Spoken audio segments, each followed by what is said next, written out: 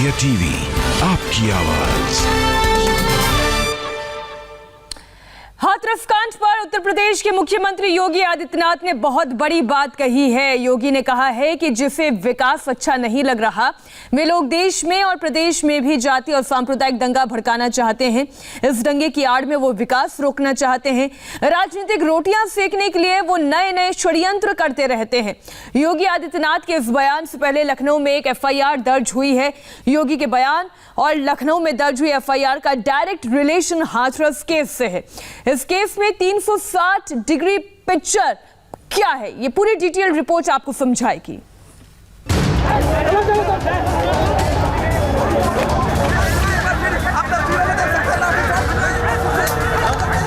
और यहाँ पर पत्थर चला रहे हैं, पत्थर हमारी टीम पर पत्थर मारे गए हैं, हमारे OB वैन पर पत्थर गिरा है, जहान के ऊपर पत्थर गिरा है। और आप देख सकते हैं मुझे भी यहाँ पर पत्थर लगा, यहाँ पर हमको चोट लगी है।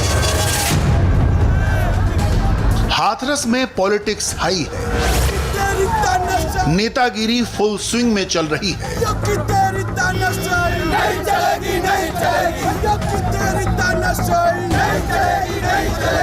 यहाँ पर लाठीचार्ज किया जा रहा है, पत्थरबाजी हो रही है, जिसकी वजह से यहाँ पर कुछ लोगों को पत्थर लगे हैं, कुछ लोगों को लाठियां लगी है। लाल टोपी वालों ने हाथरस को सेल्फी पॉइंट बनाने की कोशिश की।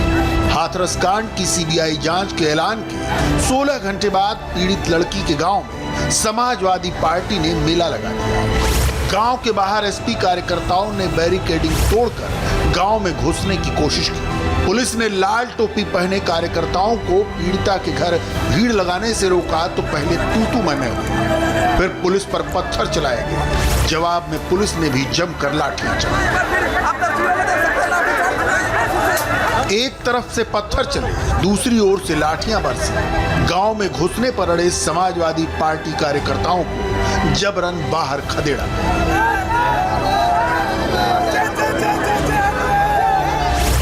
ये पुलिस पर पत्थर फेंक रहे हैं, पुलिस पर पत्थरबाजी कर रहे हैं यहाँ पर।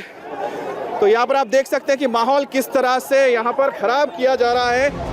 ये सारा सियासी तमाशा तब हो रहा था जब गांव में SIT की टीम मौजूद थी। पीड़ित परिवार का बयान दर्ज किया जा चुका था और उस घर में समाजवादी पार्टी के नेता धर्मेंद्र यादव और अक्षय यादव पीड़ित परिवार से मुलाकात कर रहे थे। अपने नेता की मुलाकात कार्यकर्ताओं को काफी नहीं लग रही थी। सभी को पीड़ित परिवार के घर में घुसकर एक सेल्फी खिंचवानी थी। इस सेल्फी पॉलिटिक्स ने ही हाथरस कांड का तमाशा बना दिया। लोगों को अंदर जाने दिया जा रहा था, लेकिन यहाँ पर जो नेतागिरी यहाँ पर हो रही है, यहाँ पर जो राजनीति हो रही है, उसके चक्कर में आप देख सकते हैं कैसे माहौल को यहाँ पर बिगाड़ा जा रहा है। राजनीति की यहाँ पर रोटियां सेकी जा रही है और जो इंसाफ के लिए यहाँ पर लड़ाई कर रहे हैं, यहाँ पर जो परिवार है, पीड़ित परिवार, उसकी सिर्फ सुध लेने के नाम पर लोग यहाँ पर राजनीति कर रही है। इस सारे तमाशे में सारे नियमों की धज्जियां उड़ गई। भारी तादाद में पुलिस की मौजूदगी के बावजूद किसी ने सेक्शन 144 की परवाह नहीं की। हाथरस एक नई प्रयोगशाला है, मगर ये राजनीति की प्रयोगशाला नहीं है। हाथरस सच की प्रयोगशाला है। यहाँ से सच निकलना चाहिए। जो यहाँ नेतागिरी करने आएगा वो लाठी खाएगा।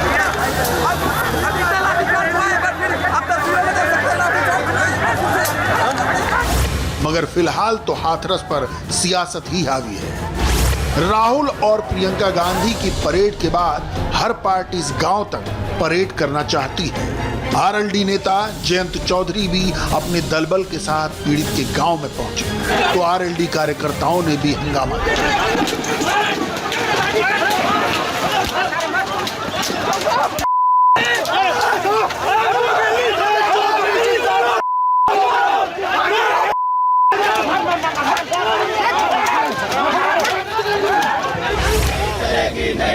भीम आर्मी के लीडर चंद्रशेखर आजाद रावण दलित सियासत करते हैं। हाथरस के इस राजनीतिक अखाड़े से वो भी दूर नहीं रह पाए। चंद्रशेखर आजाद रावण ने पीड़ित परिवार के लिए Y कैटेगरी की सिक्योरिटी मांगी। CBI की जगह सुप्रीम कोर्ट के रिटायर्ड जज की निगरानी में न्यायिक जांच की मांग की और मांगे न मानने पर विधानसभा घेरने की धमकी दे डाली। पीड़ितों का सुरक्षित रहना जरूरी है। जब ये सुरक्षित नहीं रहेंगे तो न्याय की लड़ाई लड़ेंगे कैसे? इसलिए मैं पीड़ित परिवार को साथ जाने की मांग करता हूं और पीड़ित परिवार इस पर सहमत है। आप लोग मेरे साथ चलने को तैयार हैं? आपको लगता है मेरे साथ आप लोग सुरक्षित हैं? हुआ आप लोग मेरे साथ सुरक्षित हैं? पूरा परिवार यहाँ नहीं रहना चाहता, क्योंकि इतनी सुरक्षा के बावजूद भी यहाँ 2-2 किलोमीटर पंचायतें हो रही हैं। कल को कोई भीड़ आके हमारे परिवार पे हमला कर देगी। सरकार में बैठे लोग पुलिस को का जिस तरह यूज कर रहे हैं, आप सब देख रहे हैं। पूरे देश में जो खलबली, पूरे देश में जो आक्रोश है, सरकार को उसको समझते हुए इस मांग पे गौर करना चाहिए। और मैं खुद चाहूंगा, मैं अधिकारियों से बात करूंगा, पीड़ित परिवार को साथ लेके जाऊं। मैं अपने परिवार को यहाँ नहीं रहने दूंगा। मैं नहीं चाहता कोई भीड़ जो है कल मेरा परिवार सिर्फ अखबार की सुर्खियां बन के रह जाए। धन्यवाद। राहुल गांधी मोगा में किसान रैली करने गए तो वहां भी हाथरस का मुद्दा छेड़ दिया। राहुल बोले, जिसकी बेटी मारी गई उसे घर में बंद किया गया। हिंदुस्तान की एक बेटी को मार दिया गया और जिन लोगों ने मारा उनके खिलाफ कोई कार्रवाई नहीं हुई। एक मिनट, आप लोगों को दिक्कत है, हम और जिस परिवार की बेटी को मारा गया उनको अपने घर के अंदर बंद कर दिया गया। डीएम ने उनको धमकाया, चीफ मिनिस्टर ने धमकाया। यह है हिंदुस्तान की हालत। प्रियंका गांधी ने ट्विटर पर मोर्चा संभाला। हाथरस दौरे के एक दिन बाद प्रियंका गांधी ने ट्वीट किया। हाथरस के पीड़ित परिवार के अनुसार सबसे बुरा बर्ताव डीएम का था। उन्हें कौन बचा रहा है? उन्हें अविलंब बर्खास्त कर पूरे मामले में उनके रोल की जांच हो। परिवार न्यायिक जांच की मांग कर रहा है, तब क्यों सीबीआई जांच का हल्ला करके एसआईटी की जांच जारी है? यूपी सरकार यदि जरा भी नींद से जागी है तो उसे परिवार की बात सुननी चाहिए। हाथरस में और हाथरस पर यह हंगामा इसलिए हो रहा है क्योंकि योगी आदित्यनाथ को घेरना है।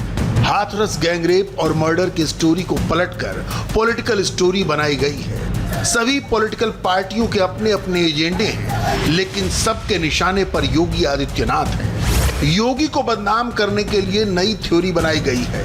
एक नया नैरेटिव गढ़ा जा रहा है कि योगी एक खास जाति के लोगों को बढ़ावा दे रहे हैं और उत्तर प्रदेश की सरकार दलित विरोधी है। सोशल मीडिया पर हैशटैग चलाए जा रहे हैं। जस्टिस फॉर दलित को ट्रेंड कराया जा रहा है। योगी सरकार के सबसे पावरफुल नौकरशाह एसीएस होम अवनीश अवस्थी और सबसे बड़े police officer DGP Hitesh Chandra Awasthi ने पीड़ित परिवार से मुलाकात की।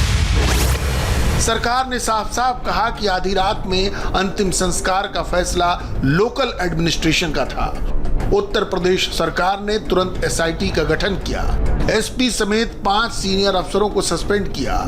दूध का दूध, पानी का पानी करने के लिए सीबीआई जांच का ऐलान किया।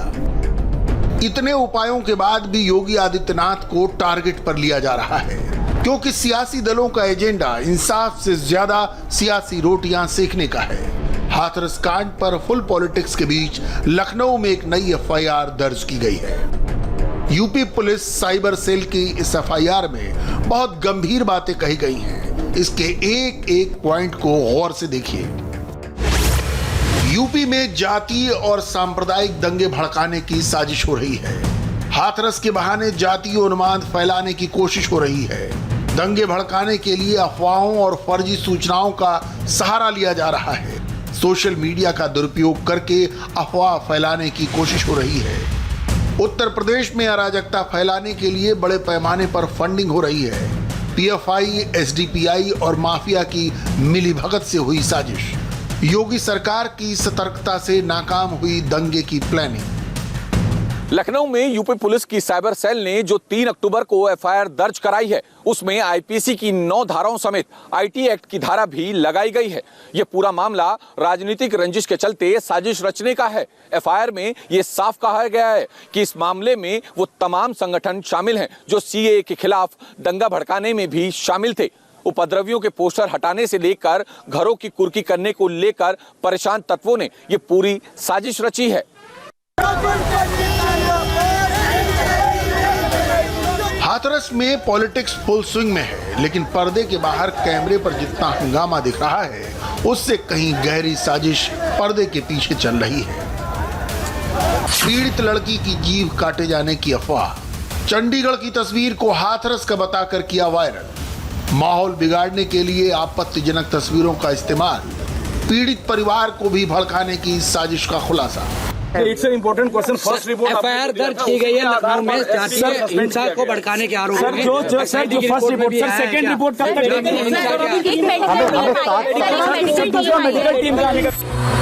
हाथरस कांड की जांच के लिए आई एसआईटी से लखनऊ में दर्ज हुई एफआईआर के बारे में पूछा गया तो ऑफिसर ने चुप्पी साधी।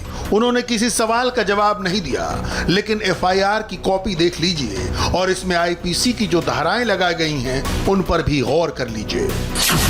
153A यानी उन्माद फैलाना, 153B यानी राष्ट्रीय एकता को नुकसान पहुंचाना, 420 यानी धोखाधड़ी, 465 यानी जालसाजी, 468 सबूतों से छेड़छाड़ करके धोखा देना, 469 इलेक्ट्रॉनिक रिकॉर्ड बदलना, 500 यानी मानहानि करना, 565(1)B और 505(2) यानी साजिश के तहत धार्मिक उन्माद फैलाना। वे लोग देश में भी और प्रदेश में भी दंगा, जातीय दंगा भड़काना चाहते हैं, सांप्रदायिक दंगा भड़काना चाहते हैं।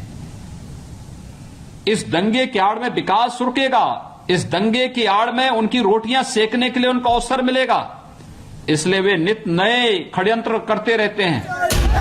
हाथरस में टीवी कैमरों के सामने पीड़ित परिवार के साथ फोटो खिंचाने के लिए नेताओं की परेड चल रही है, लेकिन नेताओं के पॉलिटिकल ऑफिस में दूसरा खेल चल रहा है। खेल है योगी को बदनाम करके पॉलिटिकल माइलेज लेने का।